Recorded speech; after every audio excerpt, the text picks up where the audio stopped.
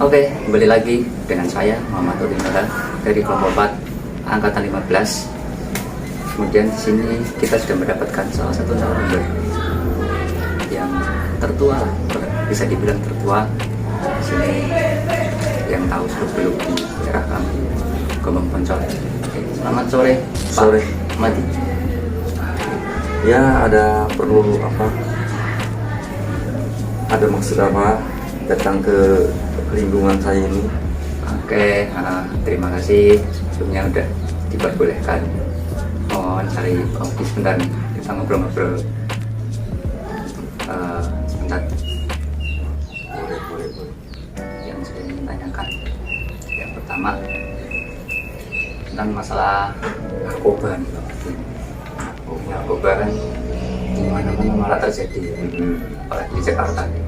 Jakarta, di Jawa, terlebih di Jawa gitu, Jawa Tengah, Jawa Barat. Kemudian kasusnya banyak banget terjadi itu, mulai dari kalangan bawah, kalangan menengah, kalangan atas, di pelajar, kemudian pengangguran pun bukan ada yang sampai dengan seperti itu, banyak sekali dari juga itu. Menurut pandangan Pak itu, Menurut pandangan saya, dikarenakan kan sekarang ini kita susah cari kerjaan, jadi narkoba itu emang semarak di mana-mana. Kalau bisa di lingkungan itu jangan sampai seperti itu.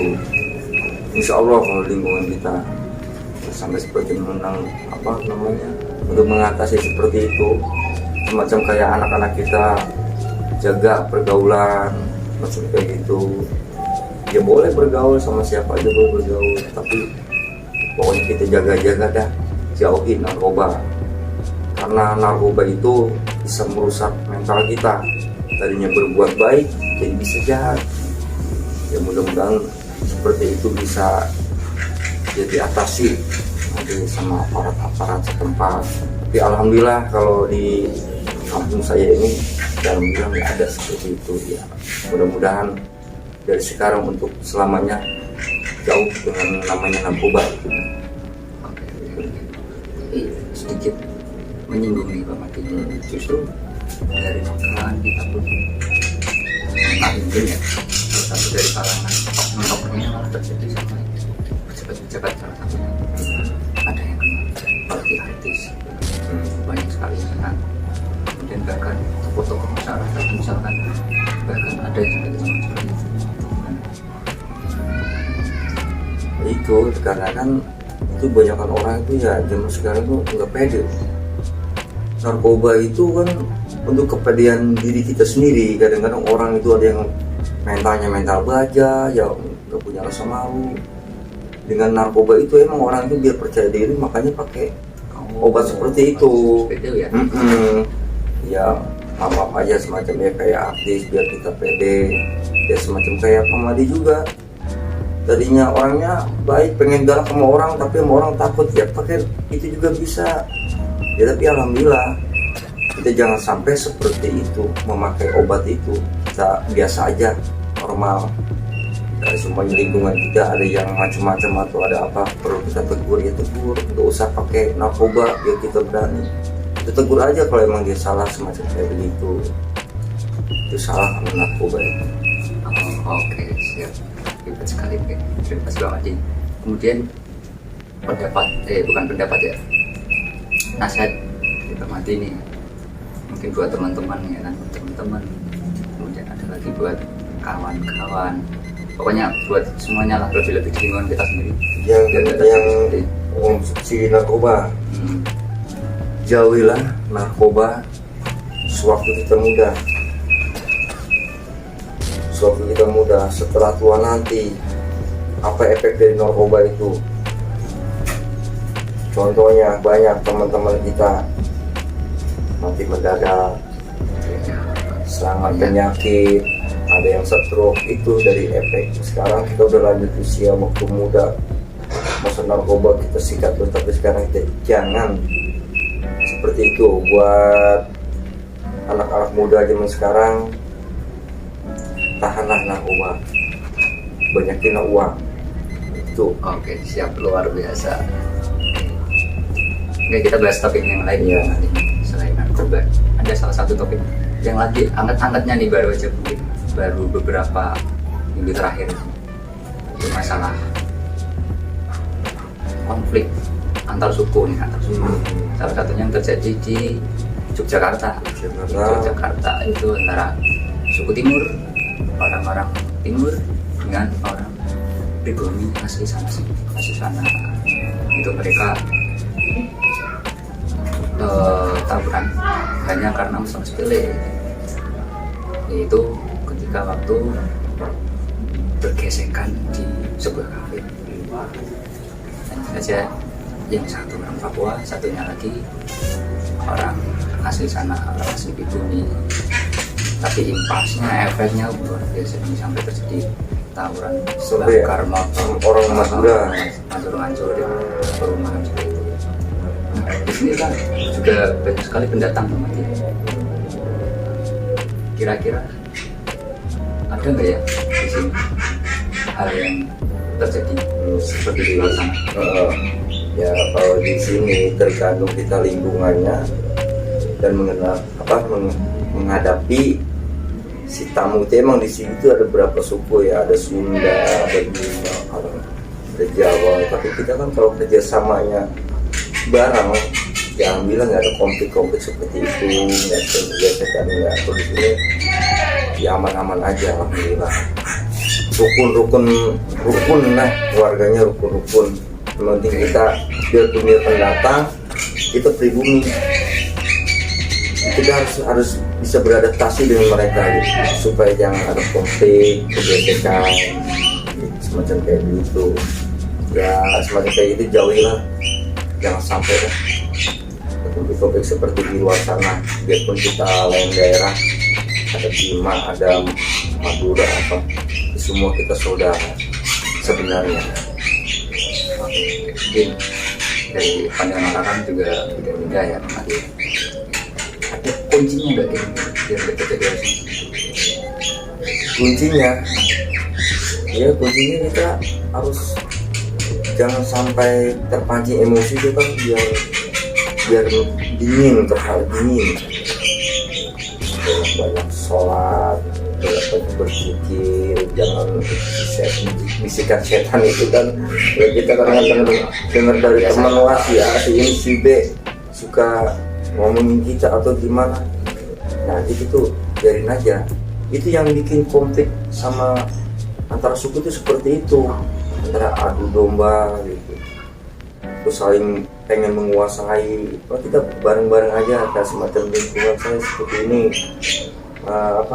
perkampungan, kita pengen ada kemajuan, apa yang kita inginkan itu jalan, kita bareng-bareng borong. Jangan kan nanti si A diam di rumah, saya bekerja, nah kita omong-omongnya seperti kayak gitu, itu bisa bikin konflik juga tuh sama antara suku. Saya Sunda, dia Bima, bisa gitu. Biarin aja kan masing-masing tugasnya, masing-masing kegiatannya seperti itu, untuk menghindari konflik-konflik antara suku dan suku, kayak suku Sunda sama suku yang lain gitu. Oke, terima kasih Bang Cil, luar biasa sekali ini masukan. Iya, sama-sama. Oke teman-teman, itulah pembicaraan saya dengan Pak Mati. Tetap saksikan dan jangan lupa subscribe PPSDM Bandung. Terima kasih, selamat sore, salam sejahtera.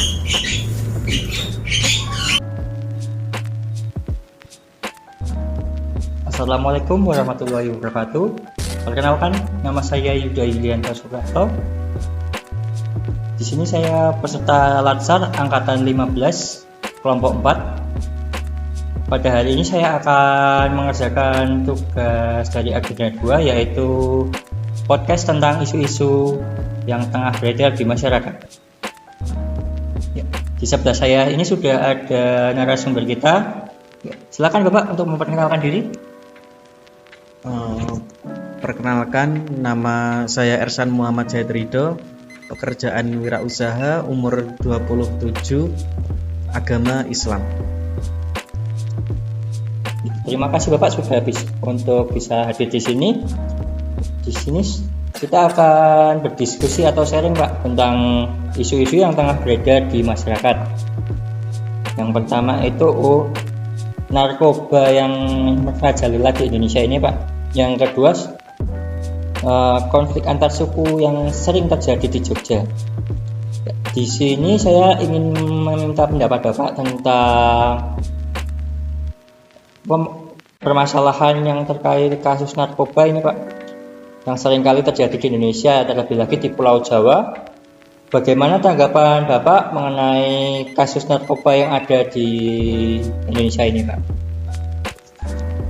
Jadi menurut saya tentang kasus narkoba ini banyak terjadi karena kurangnya pengawasan dari mungkin keluarga atau masyarakat. Jadi ketika banyak anak-anak yang stres atau segala macam dan orang tua mereka nggak mengawasi, kemudian mereka salah pergaulan.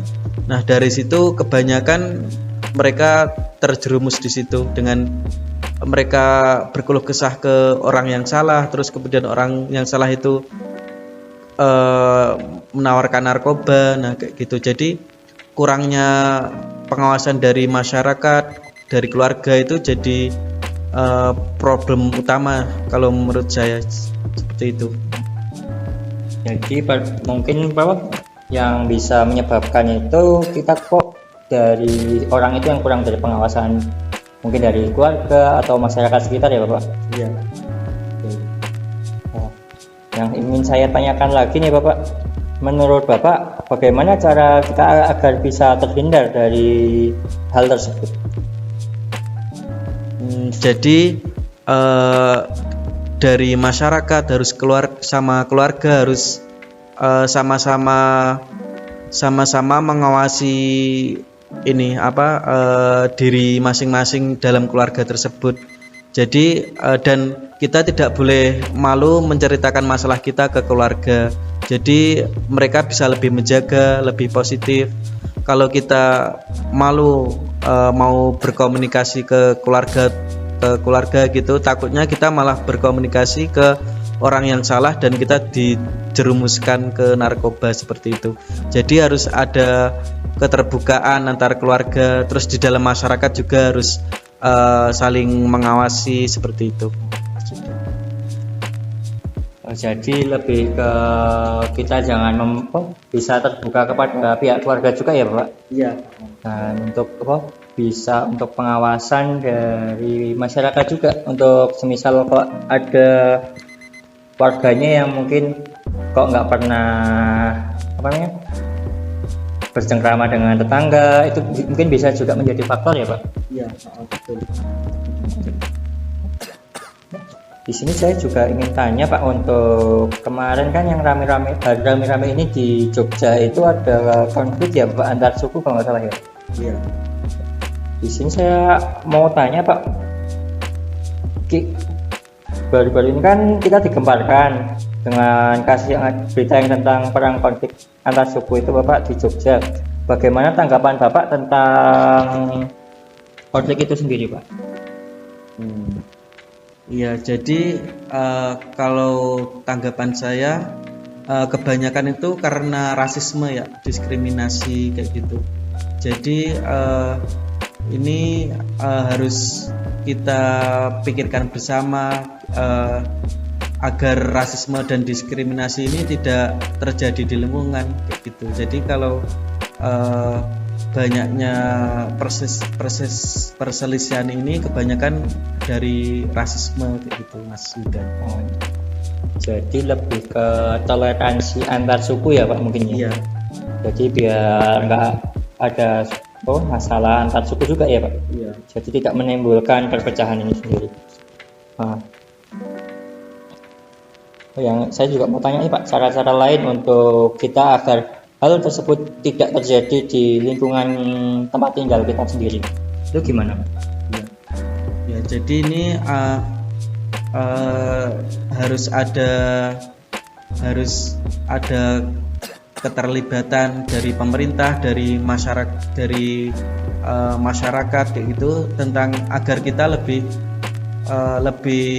menjunjung tinggi toleransi antar suku, ras, agama kayak gitu. Jadi ketika toleransi udah tinggi, rasisme bisa diminimalkan dan konflik antar suku bisa dikurangi gitu Mas Yuda. Mungkin ya pokok utama yang dibahas di sumber yang kedua itu mungkin kita harus lebih toleransi kepada mungkin yang berbeda agama, suku, biar kita bisa lebih akrab ya mungkin ya, seperti nilai Pancasila yang Bhinneka Tunggal itu sendiri, Bhinneka Tunggal Ika itu sendiri ya Pak. Iya betul sekali. Jadi lebih menanamkan Pancasila ke masyarakat gitu. Terima kasih Bapak Ersan telah menjadi narasumber kita sore hari ini. Cukup sekian mungkin kawan-kawan. Ya, kurang dan lebihnya mohon maaf. Wassalamualaikum warahmatullahi wabarakatuh.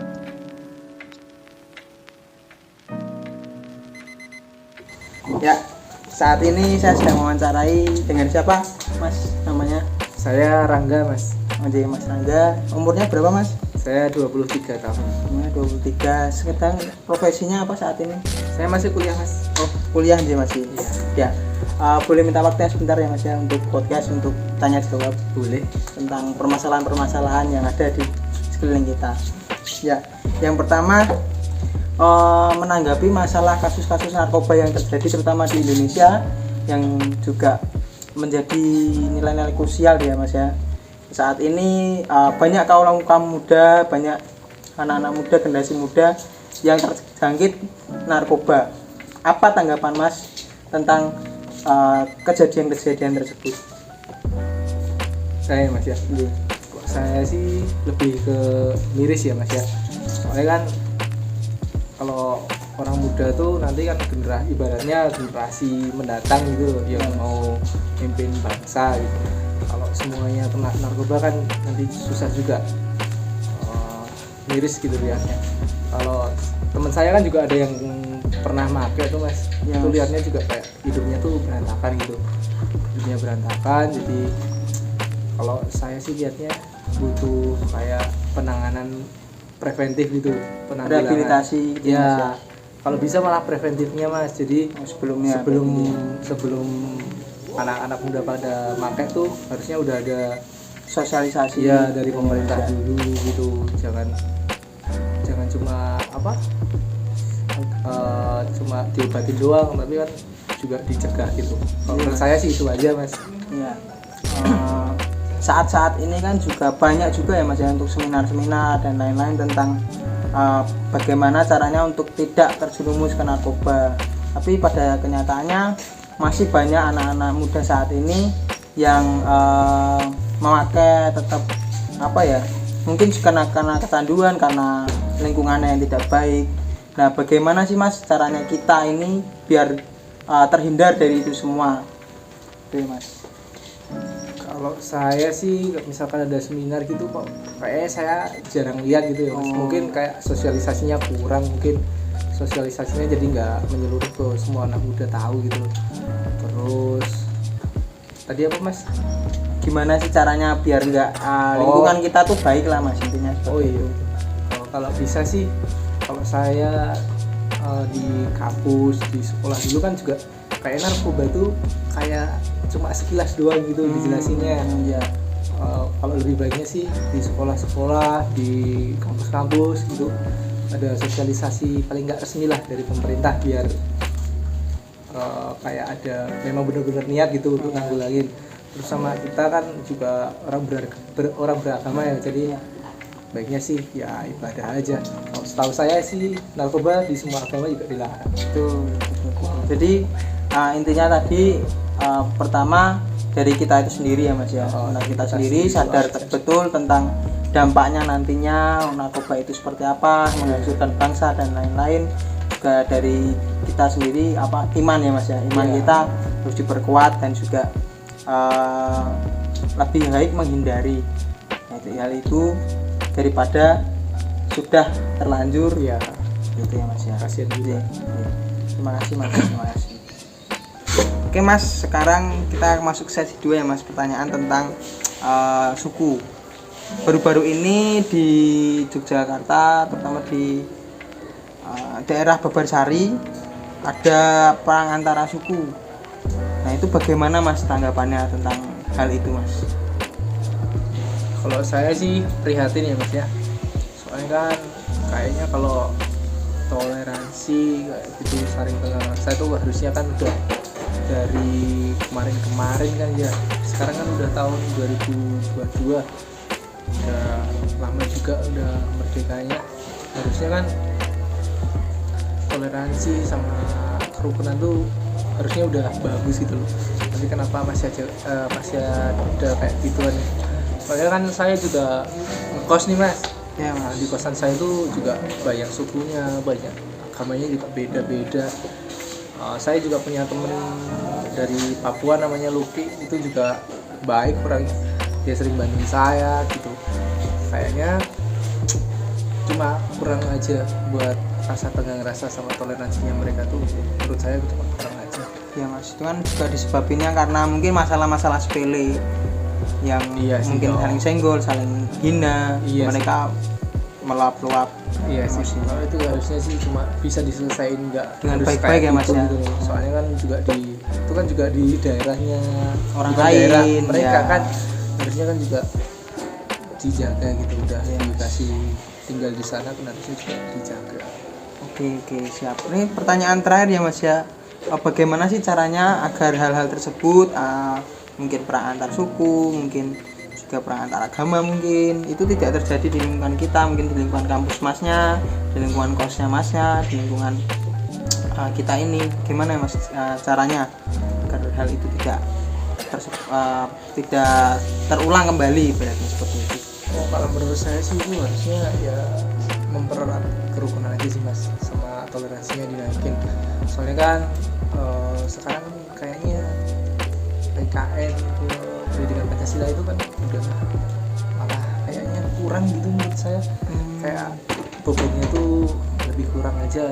Jadi harusnya sih di sekolah-sekolah apa di kampus-kampus gitu Lebih ditekankan ditekankan. lagi, ditekankan lagi kayak gitu. Terus di lingkungan-lingkungan itu juga ditekanin buat kegiatan-kegiatan yang buat kayak pluralisme gitulah, Ya. biar semua orang ada kumpul di sana, ngobrol-ngobrol di sana, nggak cuma dari video-video doang.